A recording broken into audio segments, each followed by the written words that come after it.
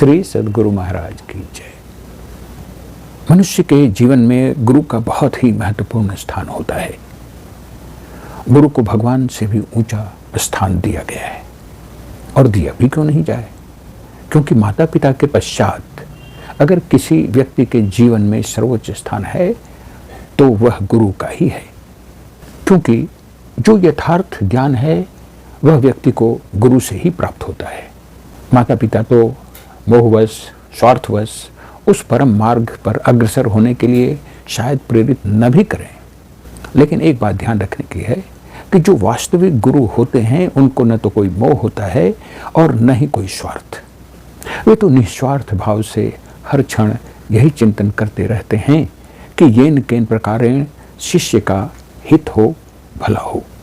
इस संबंध में एक ज्वलंत उदाहरण, एक ज्वलंत कहानी मैं प्रस्तुत कर रहा हूं।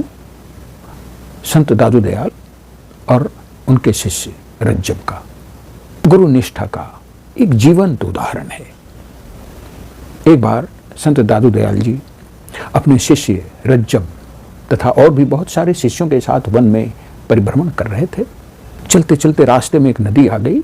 नदी में पानी तो अधिक नहीं था, लेकिन पानी कम होने के कारण उसमें कीचड़ इतना अधिक जमा हो गया था कि नदी को पार करना बहुत मुश्किल था, बड़ा कठिन था। यह देखकर सभी शिष्य सलाह मशविरा करने लगे क्या किया जाए जिससे गुरुजी नदी को सुगमतापूर्वक पार कर लें।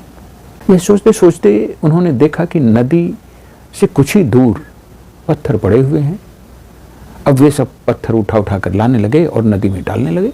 यह सब देखकर रज्जब बोले, गुरुदेव मैं नदी में लेट जाता हूं और आप मेरे शरीर पर पैर रखकर नदी के उस पार चले जाइए। और वह सचमुच वहां लेट गया। यह देखकर संत दादू दयाल जी ने कहा, अरे यह तुम क्या कर रहे हो, चलो जल्दी उठो। यह सुनकर रज्जब बोले कि आपके चरण कमलों से मेरा यह अपवित्र शरीर पावन हो जाएगा। मेरे शरीर की सार्थकता इसी में है कि वह निरंतर आपकी सेवा करता रहे।